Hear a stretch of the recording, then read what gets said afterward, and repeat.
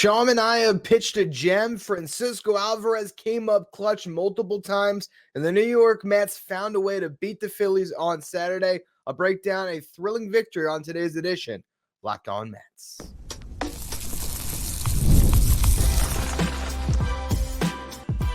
You are Locked On Mets, your daily New York Mets podcast. Part of the Locked On Podcast Network, your team every day.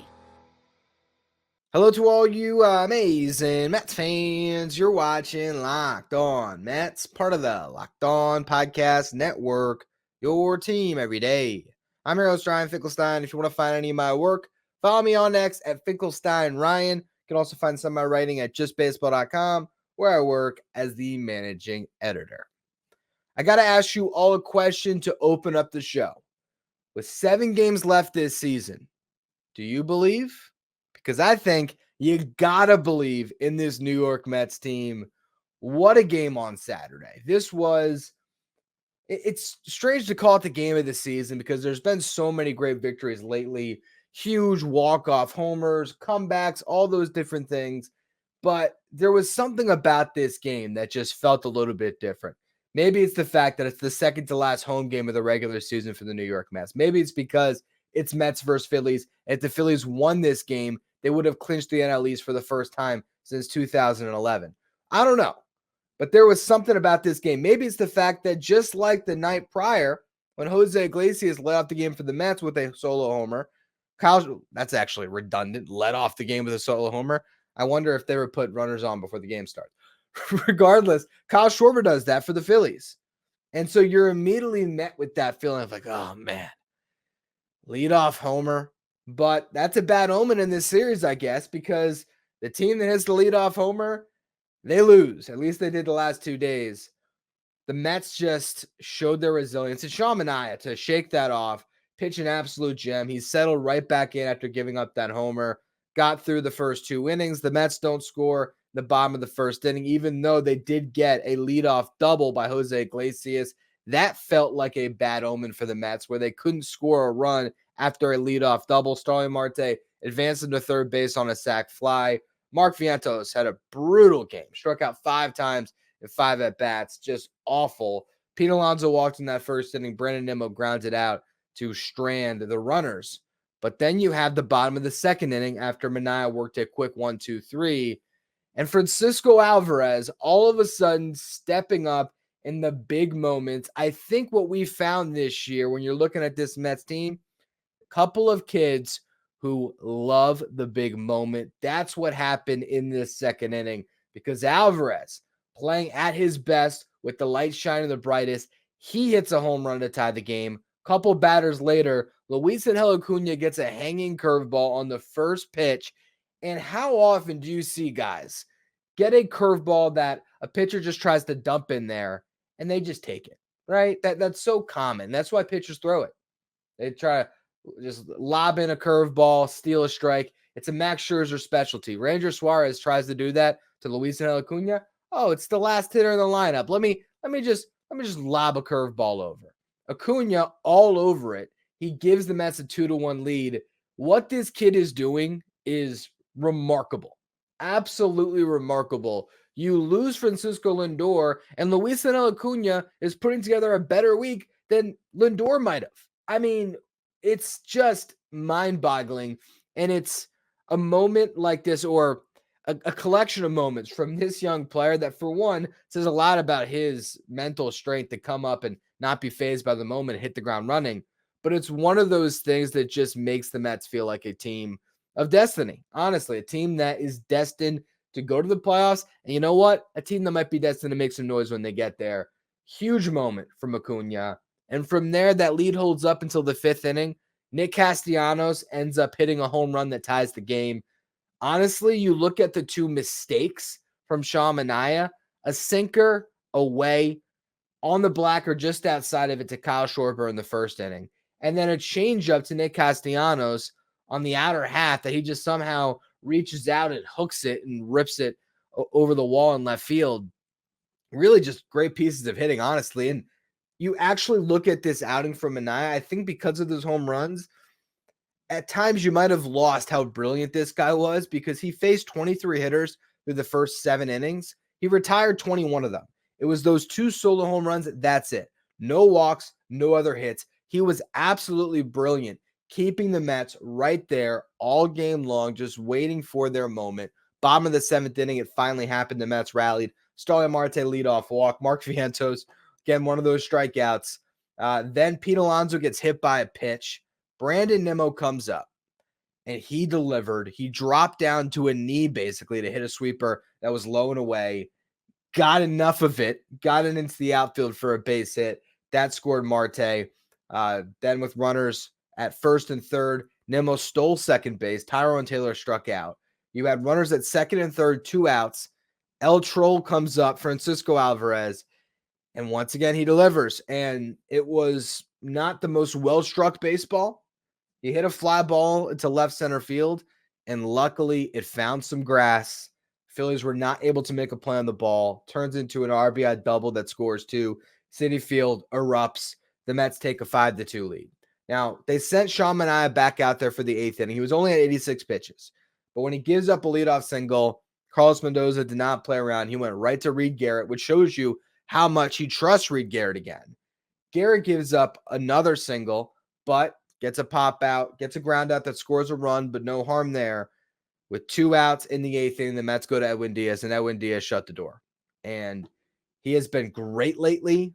4-out save here, gets a strikeout on Kyle Schwarber in that big spot, 99 miles per hour on a 3-2 pitch, if I'm not mistaken. That was just dotted inside the bottom corner, just perfect pitch. Freezes him. I don't know if he was expecting a slider or what, but huge strikeout there for Edwin. The Mets tack on a run in the bottom of the 8th inning. Acuña and Starling Marte each drew walks. Iglesias grounded out. I think Vientos had another one of those strikeouts. And Pete Alonso came up with 2 outs, and he just got enough of one, I guess. A ball that probably should have been caught that fell between Bryson Stott and the center fielder, Cal Stevenson. The Mets get an insurance run, but it didn't really matter. Diaz was lights out in the 9th, 1-2-3, struck out Bryce Harper, and ultimately notched his 19th save of the season. The Mets hang on to win. So huge victory to, for one, delay the Phillies clinching for at least another day. Now they have a chance to do it on Sunday Night Baseball, and that's what I want to talk about next here.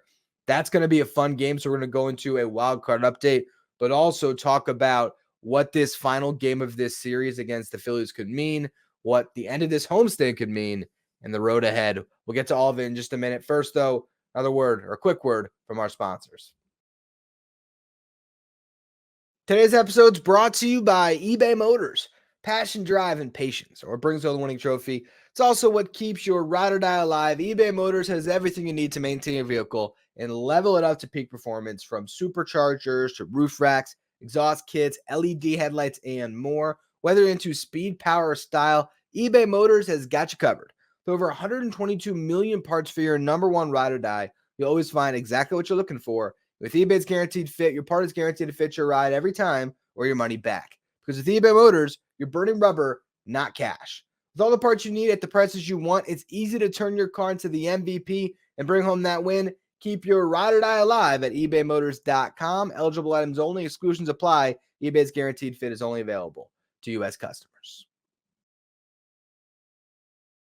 Stay up to date with all the latest in the world of sports when you check out Locked On Sports Today, streaming 24/7 on YouTube. If you're watching on YouTube today, do me a favor, hit that subscribe button. The goal is to get to 10,000 subscribers by the end of the season, so I appreciate all of you who continue to subscribe and get us closer and closer to that goal. All right, so before we talk about Sunday Night Baseball, let's set the stage with the wild card race. Everybody won on Saturday. The Padres, obviously they won. They're going up against the White Sox right now. And with a loss on Sunday, the White Sox will match the 1962 Mets with 120 losses. They will break that record this week. That is for sure. Unless they go on a crazy run and win like their last 6 games or whatever it is. 7 games to avoid it entirely. But I think they're probably going to match that record going up against San Diego for the final game of that series on Sunday. The Padres have a 3-game lead on the Mets for the first wild card spot. They will play the Dodgers this week and the Diamondbacks. So it's not outside the realm of possibility. Although the Mets, with this few games left to play, would have to do something close to running the table, or the Padres would have to collapse. Now, the Diamondbacks, they also won, and in a weird way, it's almost a good thing for the Mets. And here's my my logic on this one. The D-backs are beating up on the Brewers right now. They won the first 3 games of this series. They are still, the Diamondbacks, a game up on the Mets. If you really look at the playoff brackets, not to get too far ahead of ourselves, but would you rather play the San Diego Padres with a really good rotation, a lot of star players who are playoff tested a little more than the players in Milwaukee, and a lights out bullpen, or the Brewers who have a lights out bullpen and 3 really good players in Willy Adames, Jackson Chourio, and of course their MVP, William Contreras, who's probably going to finish somewhere in the top 5 or at least top 10. But regardless, I think the Padres are the tougher matchup. And so ending up with that 6th spot is probably where you want to be. More importantly, though, you're going to finish the season against the Brewers. So the fact is, the Brewers are sitting here, they're fading a little bit. They had their division locked up. They really have nothing left to play for, because all of a sudden the chance of a first round bye is pretty much gone. I mean, they're 4 games back from the Phillies and the Dodgers right now. Feels like if the Mets need to get some wins in that final series of the season, they might be available to them, because the Brewers might just be taking their foot off the gas a little bit. More importantly, if the Diamondbacks keep winning leading into that final series, there's a world where it will end up being Padres Diamondbacks, Mets Brewers. I think that might be where you want to be. Regardless, let's not get too far ahead of ourselves. I know there's probably some of the audience that are like, Ryan, why are you talking about this stuff? But I'm just laying everything out there for you, putting all the cards on the table. Now, the team standing the Mets' way of the playoffs is still the Atlanta Braves. Nothing has changed there. And obviously, the thought of this series in Atlanta, it's still one that's going to give fans anxiety, because there's that sort of big brother in this division thing going on, right? But the Braves, they are in a position right now where their tragic number is approaching with every Mets win. And if the Mets can win a series against them, it'll all but be over. So they have to win every game they can. And they did beat the Marlins by a score of 6-2. It would take a miracle for them to lose on Sunday, because Darren McCaughan is pitching for the Marlins. Guy's got a 7.64 ERA this year with a 1.82 whip. I'd call him a 4A pitcher, but that might be generous. Yeah, the Braves should win. Like, come on. There's no way that the Braves would lose that game, right? No way. They got Grant Holmes on the mound. Not a traditional starting pitcher. Has made a couple starts this year. Last time out, he did go 4 innings, but it's more of a bullpen game for them. So we'll see how the Braves fare, but most likely they're going to win. So let's just say that the Mets lose on Sunday. This is why winning on Saturday was so important, because they will carry a 1-game lead into that series in Atlanta. If the Mets can win that series, they would have a 2-game lead with the tiebreaker in hand. So that would mean that their magic number would be 1 heading into Milwaukee. All they would have to do is beat the Brewers once, or the Braves would have to lose once against a Royals team that might be fighting for their playoff life. So things are breaking the Mets' way in that regard. Now, if the Mets win on Sunday, they're going to have a 2-game lead going into that series. If they are in that position with a 2-game lead, 6 left to play, and they win that series against the Braves, that would mean that they would clinch in Atlanta, because they'd have the tiebreaker and they would come out of that series 3 games up with 3 to play. So there is a world where Sean Manaea is pitching for a chance to clinch on Thursday. The Mets have to win on Sunday first, which is a tall task. And then they'd have to win at least one of those first 2 games in Atlanta. And Chris Sale should be going on the first game, game 1 on Tuesday. So that's not going to be an easy game for the Mets to win by any stretch, because when Sale pitched, it's almost an automatic win for the Braves. He's going to win the Cy Young for the reason. And they have a good bullpen. Like the Braves' faults are everybody not named Sale and Fried in their rotation. And to a certain extent, Charlie Morton and Spencer Swellenbach are okay. But those guys can be, could give up runs. And then their lineup is very hit or miss this year. So all of this is to say, the Mets are in a great position because they won on Saturday, regardless of what happens on Sunday. But if they win on Sunday, they're in even a better spot. So What's it going to take to beat the Phillies on Sunday Night Baseball? It's going to take a lot because you're going to have to overcome who's throwing on the other side, which is really good pitcher. We'll get to him in a second. Who's going for the Mets? You got Tylor Megill. Now, Tylor Megill's been great his last couple times, but this is going to be a very interesting start for him. If he steps up, that'd be amazing. I'm still curious if Jose Quintana is going to be available. Talked about that a lot this week. He would be pitching on 3 days rest, but the way the Mets have been talking, it feels like David Peterson is going to pitch against the Braves. So we'll see, because that would mean that you're not going to use Quintana until the Brewers series, in which case you could use him out of the bullpen. They don't use him. There's still a world where they decide to go to Jose Quintana to open up the Braves series against Chris Sale. Now, Jose Butto has not pitched since Monday, so he should be fresh on 5 days rest to maybe give you 2 strong innings. It's been a long time since he's given you more than that, so I wouldn't expect it. But the way I would look at this game, Tylor Megill, first sign of trouble, especially if you scored some runs on that man. Tylor Megill, first sign of trouble, maybe you go to a Reed Garrett to get you out of an inning. Garrett has thrown in 2 of the last 3 days, so this would be pitching 3 out of 4, but he's only thrown 10 pitches those last 2 appearances. So I think Garrett is the guy that the Mets should go to put out a fire. So let's just say there is a fire in the 5th inning. Garrett comes in, gets you out of it. You can then go to Jose Butto for the 6th and the 7th. You still got Maton rested for the 8th potentially. You have Ryan Stanek, I think would be maybe next in line for a leverage opportunity. And I'm sure if the Mets had a chance to win this game, they'd go back to Edwin Diaz. But I have not mentioned the name of the Phillies starter because this is the biggest storyline, I am sure, going into Sunday Night Baseball. This is what they're going to be talking about on the pregame show and throughout the broadcast. Zach Wheeler is very much having a Cy Young caliber season. If not for Chris Sale, he'd win it. I'm sure he's going to be runner-up. He has pitched himself into a fringe Hall of Fame conversation with his tenure with the Phillies. And this is a full circle moment in so many ways. For this show, it's full circle because first season of Locked On Mets, if you were with me back then in 2019, I appreciate you. You might remember that a topic that I would beat into the ground every time Zach Wheeler started: extend Zach Wheeler, extend Zach Wheeler, extend Zach Wheeler, hit free agency, resign Zach Wheeler, resign Zach Wheeler. And I was devastated when he left. So now here we are, all these years later, 5 years later, and Zach Wheeler is the ace of the Phillies, has a chance to pitch them to their first NL East title since 2011. But the Mets need every single game. This is their last home game of the season. You could not have scripted it any better. You really couldn't have. For what's on the line for Philly, they're going to do everything they can to win this game.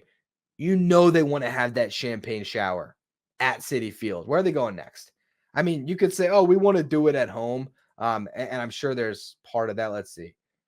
They do go home next. So they'll say that. They might. But if you're in that clubhouse and you remember last year where Mets were on their mind even after they beat the Braves and the Mets have been eliminated in August, and it was like, was it F, something, go the Phillies, blah, blah, blah, blah, F the Bravos, and always the Mets. Like, they're always on the Phillies' mind. So, they want to do it here. That's going to set up such a crazy atmosphere, crazy stakes. And if the Mets can find a way to beat Zach Wheeler with Tylor Megill, I mean, I feel unbelievable about this team because you know what happened then? You go into Atlanta with a 2-game lead. All the pressure is on the Braves. All of it. Because you win a game, you're all of a sudden 3 games up with, 5 to play. We'll see how it all shakes out. But this is definitely going to be a crazy game on Sunday. You never know. Maybe the Mets win, the Braves lose, and we're having a completely different conversation tomorrow. But what I want to talk about in the final segment here is I want to give you your injury updates. Obviously, we learned a little more about Lindor. Kodai Senga made his appearance in Syracuse. I'll touch on all of that to close the show in just a minute. First, though, quick word from our sponsors.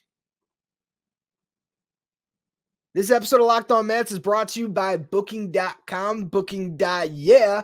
With summer travel heating up, especially travel for baseball games, you want to explore those U.S. cities you've always secretly wanted to learn more about. Yes, we're talking about your rival cities. How about Atlanta? You want to go check out Atlanta this time of year? You got a day off on Monday for travel. Head in there, catch a 3-game set with hotels, bed and breakfasts, vacation rentals, resorts, and so much more on Booking.com. You might just find your perfect stay even in your baseball rival's city. The right stay can make you a fan of any U.S. city, again, even your rivals. Book today on Booking.com on the site or in the Booking.com app. If you're an everyday listener to the show, make sure you become a Locked On Mets insider. This is our texting service where you get updates from me anytime news breaks in the Mets. You can ask me questions anytime. You can also take part in our Locked On Mets signed photo giveaways, and you get the lineup graphic sent to your phone each day so you know who's in the starting lineup without ever going on social media. If you want to be a Locked On Mets insider, find the link in the episode description. Go to subtext.com/LockedOnMets. All right, so we did get some news on Francisco Lindor. He will not be available on Sunday. The earliest he would return is Tuesday in Atlanta. So you could see this as another setback, or you could see this as the Mets are being very cautious. You have an off day on Monday. You still have to travel. So why have him play Sunday Night Baseball, then hop on a plane and see how that back holds up? It makes sense to be cautious with this. And we've been talking about it all week. Acuña has given the Mets the ability to be really patient here. And the last thing you want to do is rush Lindor back, one, when he's not ready just in general, but you don't want to rush him back and, for one, create a setback potentially, but two, this is a back injury. You don't want any long-term issues here. As much as Lindor has been amazing, as much as it would suck if they ultimately decided to shut him down for the season, if his back's not responding, you got to protect your franchise player here. And if that's protecting him from himself, you do it. Now, I think this is an easy situation to make this specific decision because you have the off day and Acuña's playing so well. So let Acuña finish out the homestand and see how it feels in Atlanta. He is steadily ramping up baseball activity more and more, but the Mets don't want to just DH him and have him, hit and then go into the tunnel for hours and try to get, or I don't know how long it would take for him to get out of the bat, but to go down in the tunnel for 45 minutes, come back up for another bat. Like if they're going to play him, Carlos Mendoza said they are going to play him at shortstop. So that is a taxing position.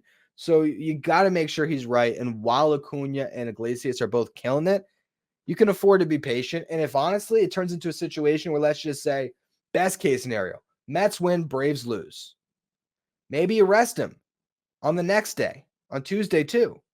Oh, wow, the Mets won another game. They beat Chris Sale. Like, if the Mets just roll and they can make this really easy, then as much as it would suck for his rhythm as far as just facing pitching, take your time, okay? If the Mets can clinch a playoff berth without him, maybe you do that. Because if this team is going to make a deep playoff run, as great as Acuña has played, I still feel like you're going to need Lindor for that. And that should be the number one priority right now. We'll see. We'll see what happens. Now, Kodai Senga pitched in a game in Syracuse. He walked the leadoff man on 4 pitches. He then found the zone, struck out the next batter, got a fly out, struck out the final batter of the inning.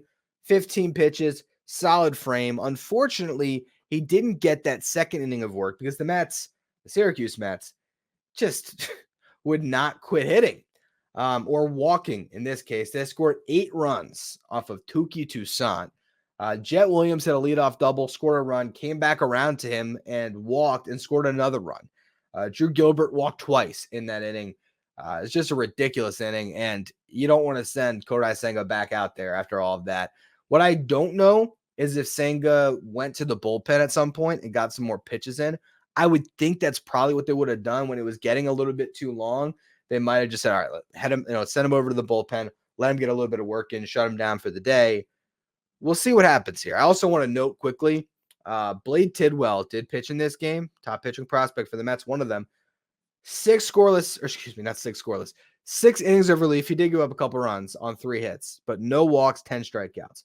So really good outing from Tidwell. And as far as Senga's concerned, if he recovers well, He should be available to join the big league club to open up that series in Milwaukee, and he would start that game. Probably more of an opener than a full starting pitcher.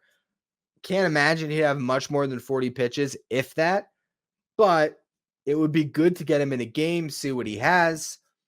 That would give you some indication on, for one, if you include him on a wild card roster, because you could always just continue to have him working behind the scenes. And if you make it past the wild card round where you're into a longer series, maybe that's when you'd add him. So those decisions are coming next week. First things first, we'll see how he recovers. And then if he's available, we'll all get to watch him in a big league game on Friday. Paul Blackburn has been shut down for the season, the regular season, that is. He is still working through it, but Carlos Mendoza said he won't pitch for the rest of this regular season. So we'll see if he does make a playoff roster, or if we just don't see him again until next year. Final injury note, Brett Baty did not play today, so he's not playing back-to-backs. The idea of him contributing after the Syracuse season's over, to me, that's a real stretch at this point. He's not in midseason form. You got Acuña to take that last roster spot. At some point, hopefully, if you make a deep enough run, you might get Jeff McNeil back. I just can't see a world where they go to Brett Baty unless like the worst thing happens and one of your infielders goes down and you just need somebody. But I think at this point, it's just good that Baty is getting a little bit of, at-bats under his belt so he goes into the offseason healthy. I just don't think he's going to be a factor down the stretch. Anyway, that's going to be all when it comes to today's edition of Locked On Mets. I'll be back breaking down whatever happens in Philly on tomorrow's show. We'll have a Braves series to preview coming up this week too. A lot of great stuff ahead. So I appreciate all of you who've tuned in. We'll continue to tune in. And if you're listening on the audio side, make sure you follow, rate, and review wherever you get your podcast. If you're watching on YouTube today, do me a big favor. Hit that red subscribe button. You want to follow me on social media, you can do so on Twitter or X at Finkelstein Ryan. You can follow the show at Locked On Mets. Thank you for making Locked On Mets your first listen or your first watch every day, not for your second watch. Head over to YouTube and check out the first ever 24/7 streaming channel. Covers everything in the world of sports. That is Locked On Sports Today with our local hosts from each team, league-wide hosts from each league. Find Locked On Sports Today streaming 24/7 on YouTube.